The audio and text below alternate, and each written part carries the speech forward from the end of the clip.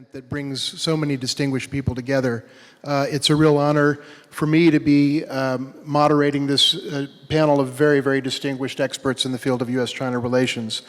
Dr. Zhao just mentioned the notion of the securitization of the U.S. approach to China, which basically means looking at everything in terms of China through the lens of security, and more specifically, through the lens of the idea that everything China does is designed to hurt us. That's the premise undergirding the idea of the securitization of the U.S. approach to China. And it's also it's the idea that there's no such thing anymore in the mind of most of official Washington as of mutual benefit. That as Ambassador Barshevsky and others were come away having benefited from that engagement is something that is no longer accepted. And so with that in mind, I want to ask each of our panelists a number of questions and think it started when it did. Was it more a function of what China was doing, or was it more a function of some of the internal political dynamics in the United States? Well, thank you very much, David. From my experience, it started about 2014 when I was serving as ambassador to China, and that's when Eric Snowden came on the scene. And holy mackerel, the Chinese went berserk. Eric Snowden. Now, they knew we were spying on the United States. They knew that the United States was spying on them. Of course, China spies on the United States. We all spy on each other, everybody. But this brought it out in the open. And then China started to pass a lot of national security statutes to protect their national security, as they should. But those statutes also began to encompass lots of commercial interests to protect their industries, their companies. They took advantage of that. Now, we're doing much of the same with our export controls, sanctions, et cetera. And in fact, actually, about 1,000 entities are subject to U.S. export control provisions. It's large. And we're doing the same thing to some degree, protecting our industry, our chip industry, for example, other industries as well. So I think to some degree that's when it began. It's somewhat inevitable due to advances in technologies.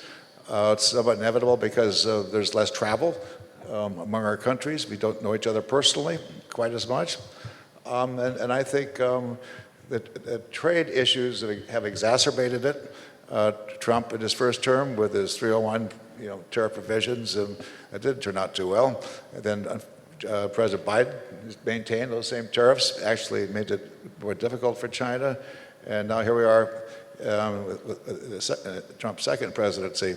So we're stuck. National security is a huge, potent determinant of U.S. and China policy.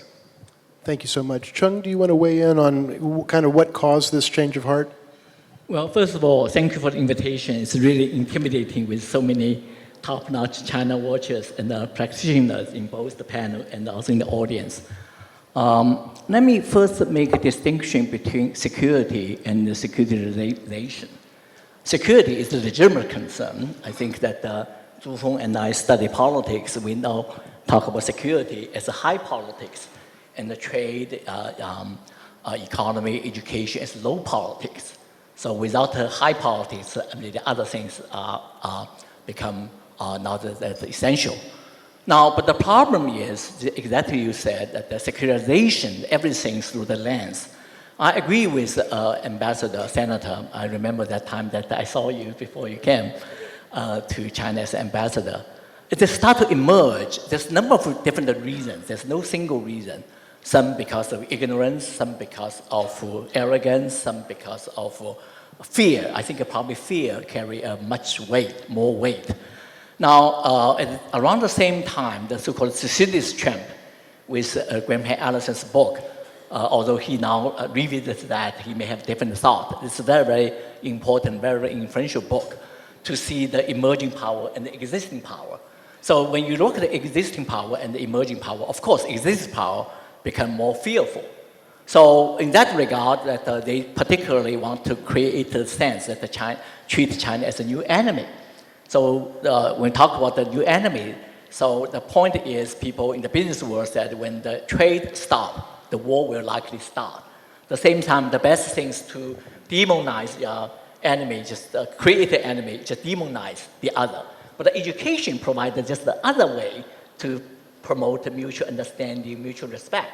So these should be gone before they lock down China as an enemy. But of course, this is only a small number of people, but unfortunately, they get the momentum, as you know so well, become now the prevailing view. But if it's a view, it's a perception, I still think it could change as time moves on. So I'm still optimistic.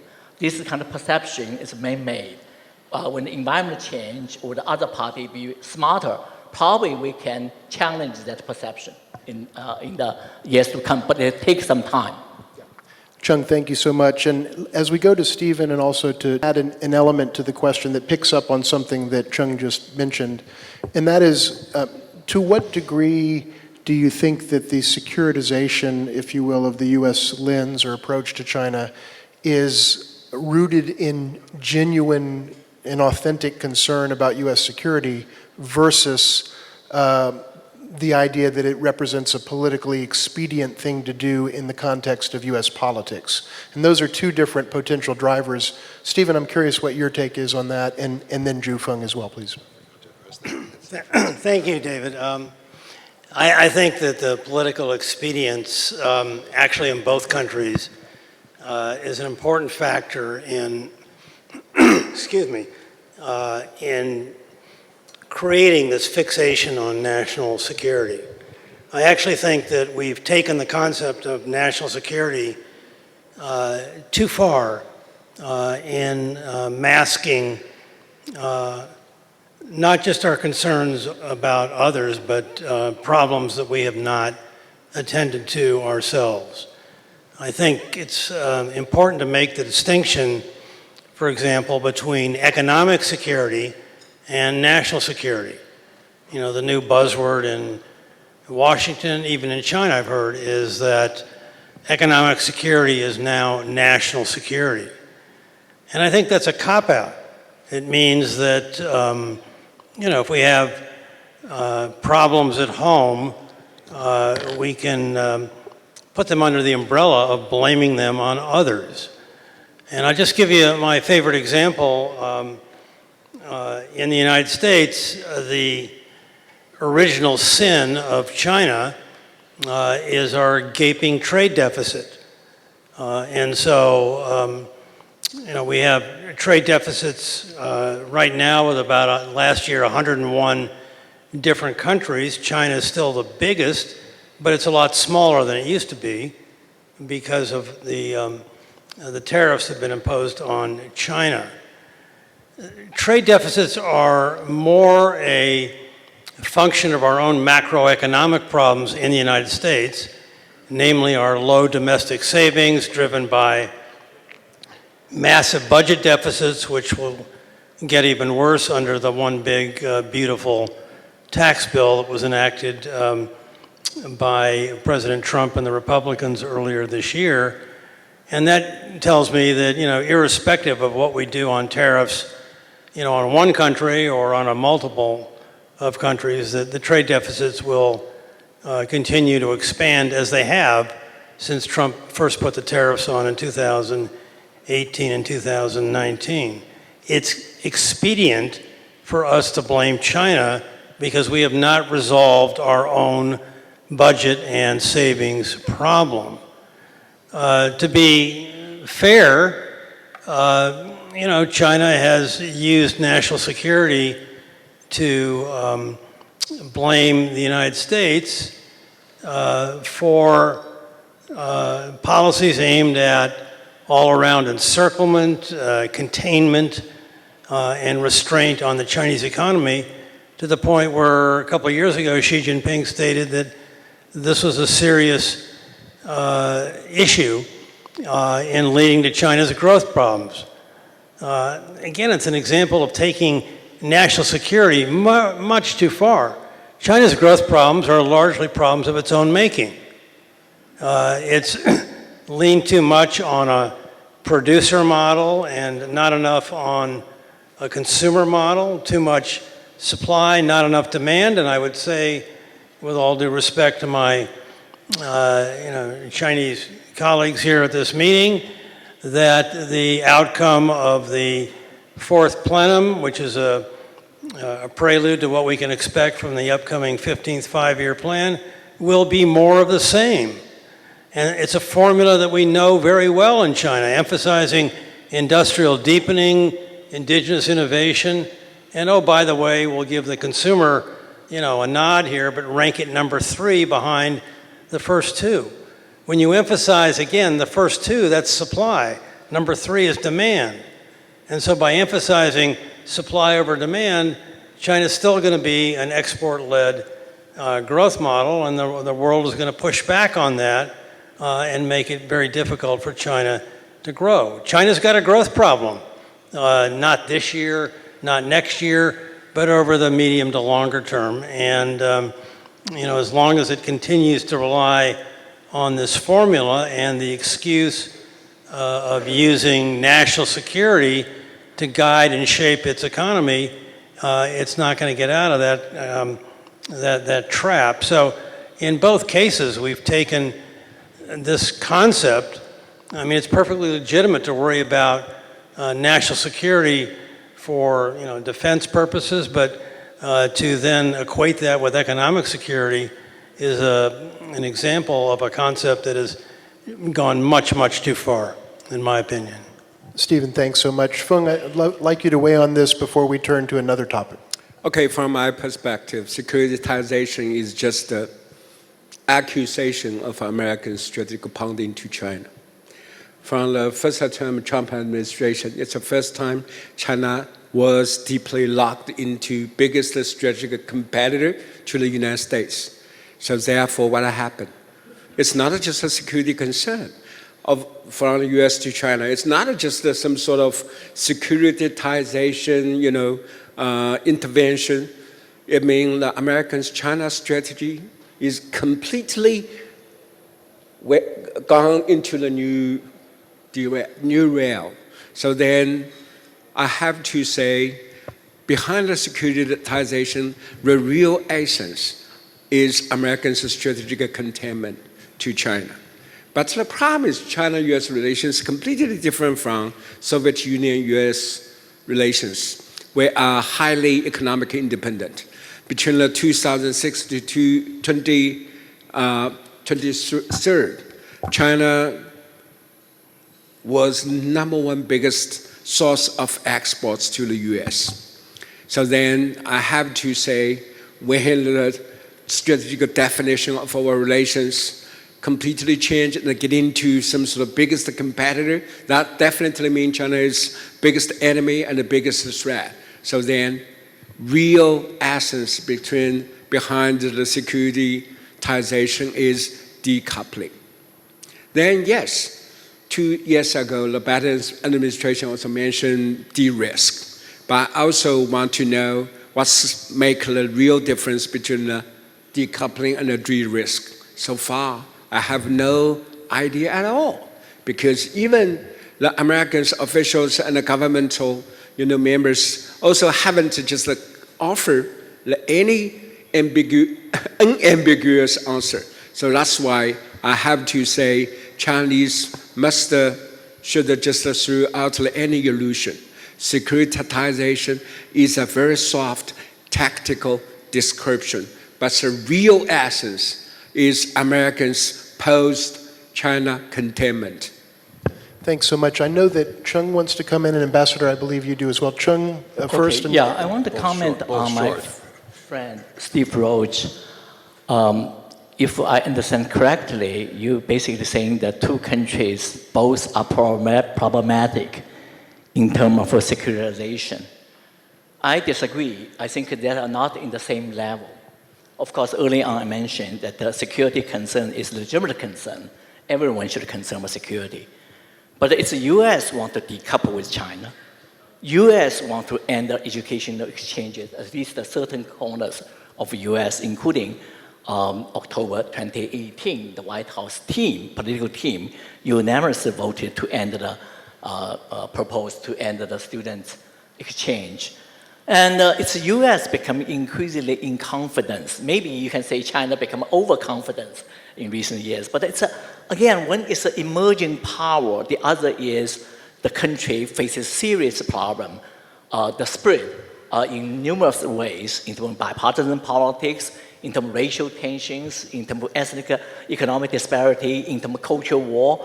Now, of course, China faces its own problem, but it's different the nature in the near future. And we probably expect in the near future, China will maintain continuity and stability. But we cannot claim, sadly, in the US in the near future. So I think we should put it at a different level, not to treat them as equal. Otherwise, we will miss the problems, what's going on in today's world. Ambassador? I forgot to say how much politics in America is driving this problem. In the U.S. today, you cannot find a United States senator who will stand up on the Senate floor and say something constructive about the relationship. I'm not saying be obsequious or critical, just say something constructive on some small issue. Nobody will. No United States senator dares stand up on the floor of the United States Senate and say something constructive about the relationship. That's because it's so politicized. China is so politicized in America. For example, in my home state of Montana, we had a Senate race, and extremely expensive, about $350 million spent on that Senate race, 350 USD spent on a Senate race in the state of Montana. 2/3 of the ads were by one candidate claiming the other one's too soft on China. 2/3 of the ads, he's too soft on China. China is toxic in America today. It's toxic. It's just very, very difficult to find some constructive dialogue or respect to China. Why has that happened? That's happened in part because, implication to your earlier question, it's partly political expediency, it's partly ignorance, but much of it is expediency because, don't forget, in America there are congressional elections every 2 years. That's a big factor, short term, huge. And it's a reality. We just have to deal with it. In addition, in America, many Americans think China wants to dominate the United States. Wants to be, if not the Asian hegemon, maybe even the world hegemon. China wants to dominate the United States. That's a very strong feeling in the United States today. On the other side, in China, there's a very strong feeling in China. U.S. is trying to slow China's rise. U.S. is trying, if not stop China's rise, slow China's rise. They're right. U.S. is trying to slow China's rise. There's no question about that. And that adds to the problem here. And my hope is that in South Korea, there's a bit of a recognition, hey, there are two peers now, U.S. and China. And that might create a little bit of realism, a little bit of sober, each side might be sober a little bit toward the other. And Trump now has to realize he has to respect China with rare earths and so forth. And Xi is basically respecting the United States as well. My hope is that the tectonic plates almost shifted in Korea, with each country realizing, hopefully, that it's a peer of the other, and neither can push the other around, neither can bully the other.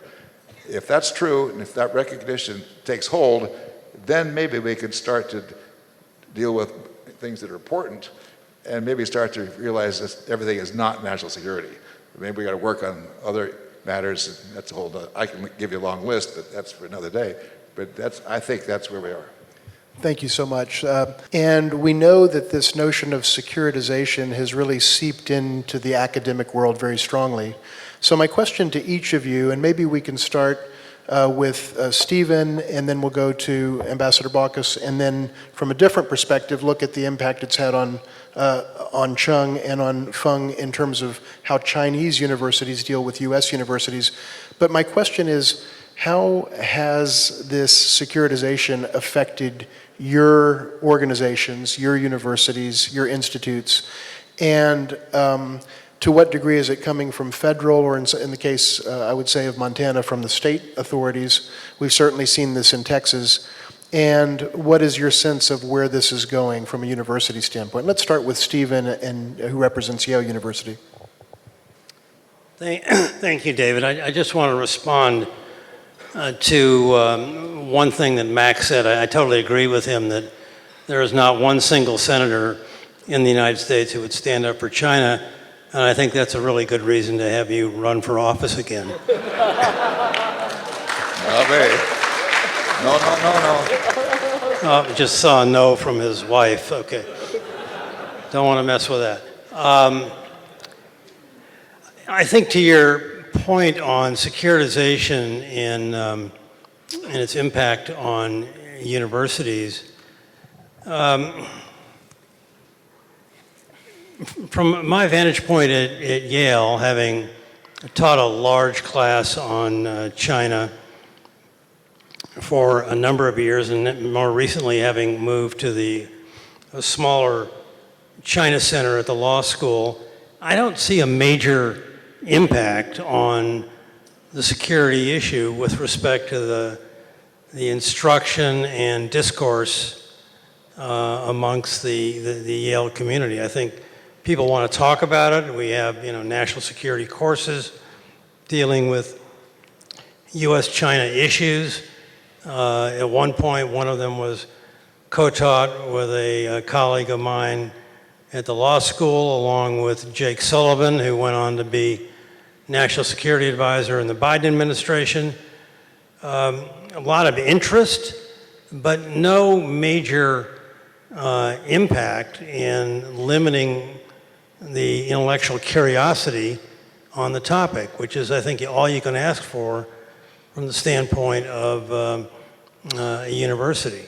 But I stand by my view that if, in the current climate in the United States, if you see an educational institution that takes a stance that is judged as against the grain of what the current administration preaches, they'll have a chilling impact on the nature of that program. And that's a tragedy for the United States, and a tragedy on the whole intellectual freedom of the university enterprise in the U.S. I haven't seen anyone penalized for doing that with respect to China-related issues yet, but I worry about that in the future. Ambassador Walks, do you want to comment from a Montana perspective? Well, very briefly, I want to go back to my earlier point about neither side trusts the other. When I was serving as ambassador, I tried over and over and over again to get each side to address that issue. I would say to the Chinese side, don't just say, show that you're trying to do something, show that you do not want to dominate the United States. Just do something to show it, something. Just silence. Then I'd say the same thing on the West side. Show that we do not want to dominate China. Show it that we don't want to stop China's rise. Show it. Silence. But I just do think that each side has to address that point. Each has to show to the other something that addresses the other's major concern. To your question, as you know, David, thank you very much. My wife Mel and I set up a program in Montana to help Montana college-age students get out of their comfort zone. We do that by sending them to different places all around the world, different positions, internships, and so forth. And we send groups to China, 2 groups of 20 each, 40 last year, and hope to do 60 this next year. We got a letter from that famous House Select Committee that we should not collaborate with the enemy. And long story short, the president of the University of Montana, bless his soul, stood up and said, I was in the Special Forces. I studied China. He was a wonderful man. He said, I know how important this relationship is. And he came to our assistance, and it died after that. But we were an institution that also received, complaint from that famous select committee. But for me, it's a badge of honor. Stand up, you bet. I'll take it on. If you want to criticize what we're doing, heck, I like that. That's publicity. That's for the relationship. Thank you so much. Feng, I'd like to go to you because I know you've long had very deep engagement with the U.S. academic community, very well respected by so many of our colleagues in the United States. How has this securitization or this new lens that's affecting American universities affected you as you have engaged from the Nanjing University perspective with these U.S. counterpart organizations? Okay, thank you, David. It's a very good question. My personal case is a very vivid saying on how securitization is very badly affecting, academic and the personnel relationship and the exchange between the two countries. Back to March of 2018, because I reject to cooperate with the FBI agents, so my 10 years, multiple entry visa is very instantly just called off. It's not me alone. I think from between 2018 and 2019, nearly 300 of Chinese scholars, their visa also being called off.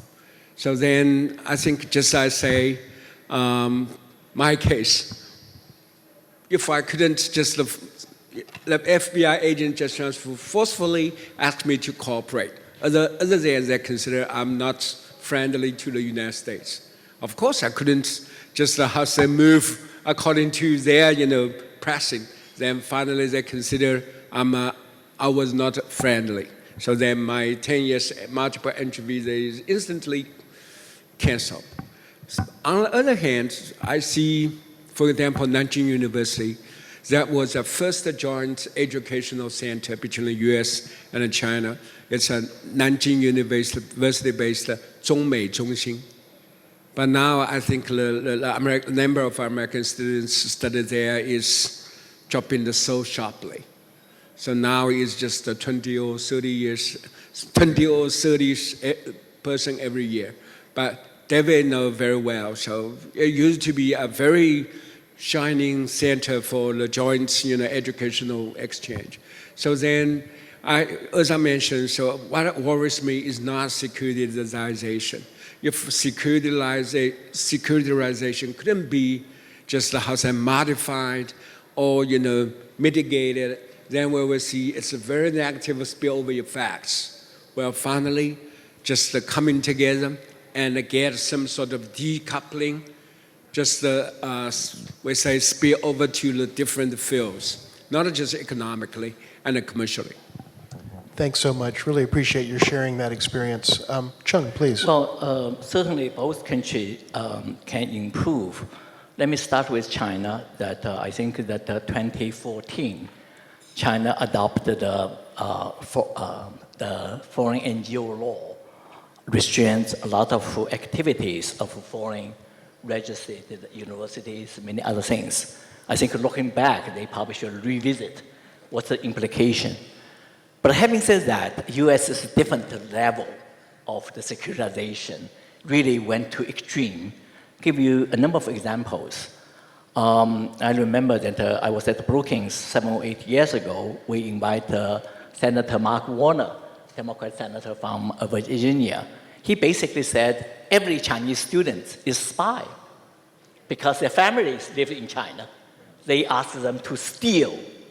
I remember Madame Fu Ying, the former foreign minister, told me in one of the roundtable discussions, he said, Li Chen, you got to be careful with this language. Steal, tow is a very insulting word in Chinese culture, but now become like an accepted norm, like all students, they are enforced, they are forced by Chinese government to steal. Now, this is one way. The other, there are a lot of limits for Americans studying in China. And I think that at least 2 years in Trump's first term, 2 years, there's a ban. Any young people study in the PRC, work in the government. Now later they lifted the ban. Why?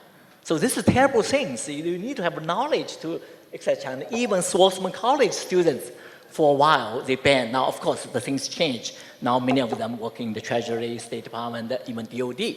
So I'm glad at that development. But still, there are a lot of restraints for visit, and especially for scientists, if you don't want to visit China, you need to fulfill forms, you need complicated things. So at the end of the day, people don't want to do that. Now also, look at the students' body. I saw the Economist has the data. Only 27,000 American students in college and high school study Chinese. But at a certain time, there's 200 million Chinese study English. So how that reflect a great power such as the United States? But more disturbingly is on the STEM field, that America maintained the kind of leadership role in technology, in university, especially graduate studies, although American elementary schools, the scores not so good. Why the high-level graduate school, college, they're doing well? Largely because immigration policy for foreigners. Look at the Silicon Valley. Most of people are from India and from China. Now you really want to reduce this kind of Chinese immigrants. This will hurt American interests. So ultimately, it's the U.S. will bear all these consequences more than China. But I think that this is a very challenge. I hope Donald Trump's, the concept of G2 or his promise to visit China will at least to stop that. He said that he will welcome Chinese 600,000. I don't know where the number come from, 600,000, never that high, right? But anyway, sounds like the door is still remain open. Thanks so much, Chung. Stephen, did you want to come in real quickly on this before I go to one other question? Yeah, I did. About framing the future of U.S.-China relationship on the basis of MAGA and Donald Trump. He is in the process right now of becoming a lame duck. You know what a lame duck is? A lame duck is a politician who his term is coming to an end, and hopefully for him it'll be sooner rather than later, and will suffer diminished power between now and the end of his term. I think that's the lesson that's come out of the last few weeks in the United States, and I would not underestimate the role that the so-called battle over the Epstein files, which he has completely reversed course on in the last few hours, will play in this transformation of his power. The American political system, it's a little crazy, but we tend to be impatient, short-term, but constant in voting for change. And we've got representatives from a couple of families who have been borne personal witness to these changes over the last several decades. And I think that we'll swing back the other way, and we'll be able to reframe our role in shaping the relationship from a different political perspective. And one important footnote to that, the emphasis on national security has been heightened dramatically under Donald Trump, not just in the way he's treated China, but I mean, my God, this man imposed tariffs on Canada under the premise of national security. So, if there's ever been a politician who has taken a legitimate concept that we should every nation be concerned about, and distorted it, exaggerated it, and then other countries have caught on to this, it's the guy who is about to become a lame duck. Well, can I? Yeah, please go ahead. I'd love to debate with my dear friend, Steve. Actually, 15 years ago, you and I debated. I was proved wrong many times. You remember that at Yale? Yeah, I know. We've debated for years. Okay. But I found that recently I actually got most of things right. But anyway, well, I did not. Well, I don't want to mention about Hong Kong. But anyway, Donald Trump, he will be with us at least for 3 years. Look at the first year. But more importantly, he is a result, a symptom. American people, second time, choose him. And also, I don't think he will easily leave. Now, one thing, I just hosted some strategists of Republican Party. They told me 80% of Republican congressmen, they were elected in Donald Trump's first term. So the line is, Republican Party now become Donald Trump Party. Now, we do not know whether he will have search for third term, but Steve Bannon sounds like getting momentum. Sounds like talk about he definitely will have a third term. Now, I don't know. It all depends on his health. But it's easy to say he will not let the Democrats to regain the White House. So this is my comments. Of course, I know that your view. Actually, I wish you're right, but I'm a little bit worried about the structural challenges. If you're going to use Steve Bannon to substantiate your view, you've got more problems than I think. But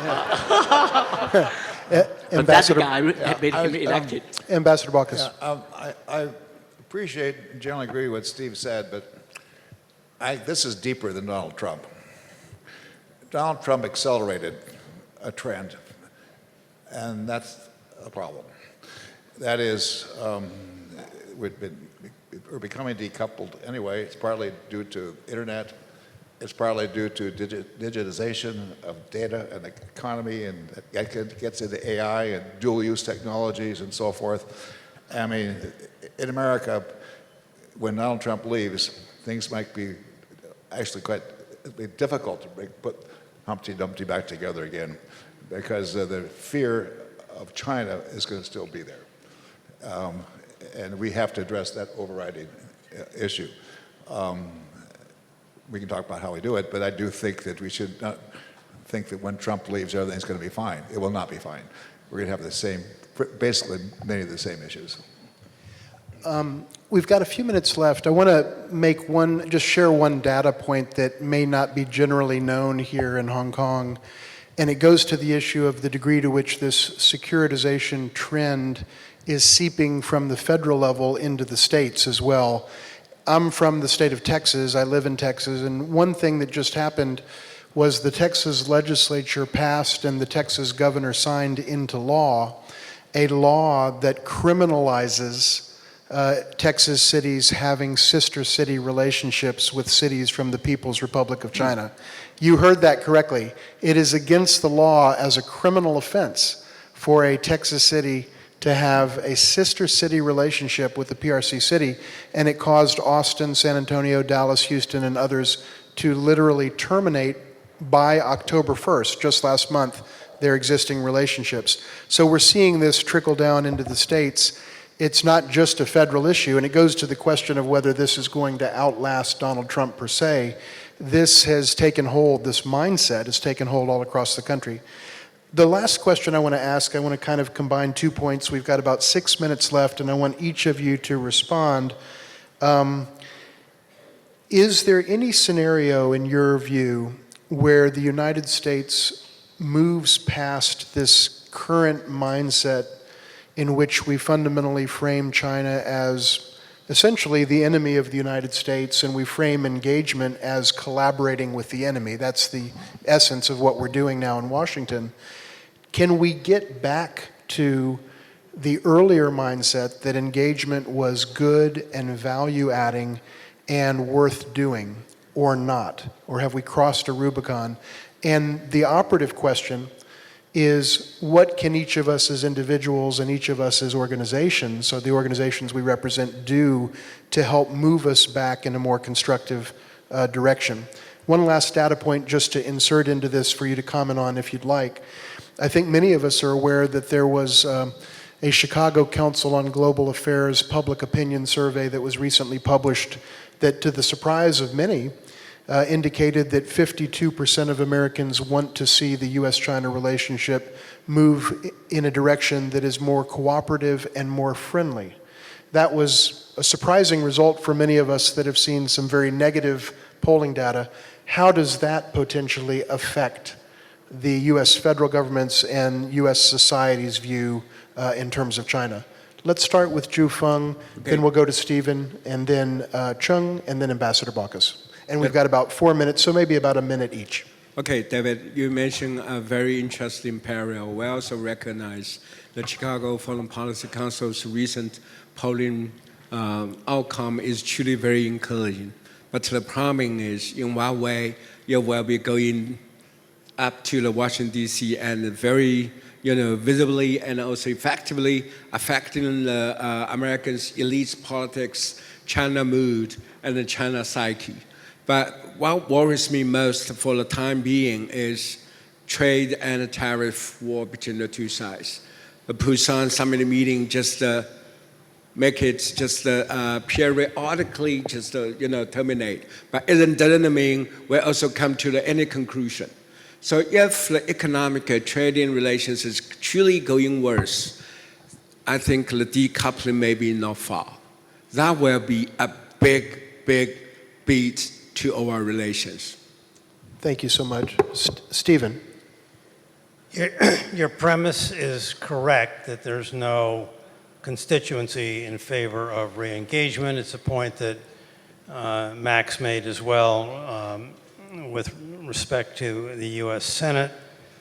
I would go further to say the following, that the old approach to managing our very complex relationship, largely based on leader-to-leader diplomacy, has now failed. And we have these glorious summit meetings, and we're sitting here talking the whole day about what happened in South Korea a few weeks ago. But I remember very well in 2017, we had two great summits, the dinner in Mar-a-Lago, the glorious dinner in the Forbidden City. Both presidents stood up and had their arms around each other, and the next year the tariff war began. This is not the way to run and manage a relationship. We need a new approach, and my time is just about up, so all I will say in a self-serving way is I'm writing a new book that is tentatively titled Conflict Resolution, and it'll be on your bookshelves, hopefully before Donald Trump is gone. Thank you so much. Chung, maybe about a minute, and then Ambassador Baucus for about a minute. Winston Churchill once said, Americans will do the right thing, but after trying all the wrong things. It will take some time, in my view, probably 10 to 15 years. But Donald Trump already did something very dramatic. And I think the Chinese will see him as a great opportunity, as a great asset in the bilateral relationship.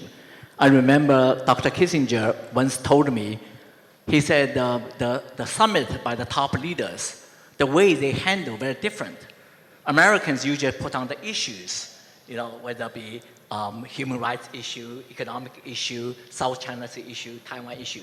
Chinese are not interested in this specific issue, but they first and foremost, how you perceive me, whether as a friend, as a partner, as a rival, or as an enemy. That makes a huge difference. But look at the US presidents. I think Donald Trump is a leader. Love to use the word friendship. Friendship with China, friendship with Chinese top leaders. How could you lose that opportunity? I think the next year will be a good year in US-China relations because there may be 4 summits. Starting in April, Donald Trump visits China, then Xi Jinping visits the United States, of course, then the APEC, then G20. How could you go too long? Of course, I'm not naive, but that's the hope that we will enter. That's a beautiful hope. You Ambassador are naive. Baucus. We're all hopeful. I think there's a basic truth in the first statistic you mentioned about the Chicago poll. That is that people are ahead of the politicians. People are pretty smart. They kind of know what's going on. And they want things to work well rather than not. Whereas the politicians, both countries, tend to whip things up, partly for their own political agenda, but also they're elected to try, they think, do the right thing. And I think that the good news is that basic stat that you just mentioned. How do we put this back together again? I see my time's up. I'll be very quick here. Number one, we should try to reach some agreements with China on certain issues. Just kind of get the ball rolling a little bit. We bring students. I bring students. That's one thing. Second, there are physicians and doctors in the United States are trying to put together U.S.-China cooperation on cancer, on regulations and on R&D on cancer. I'm part of that, trying to help make that happen. Third, you might have read that article 2 or 3 more months ago by Thomas Friedman about U.S. and China are the only 2 countries that can do something about AI. At least start talking.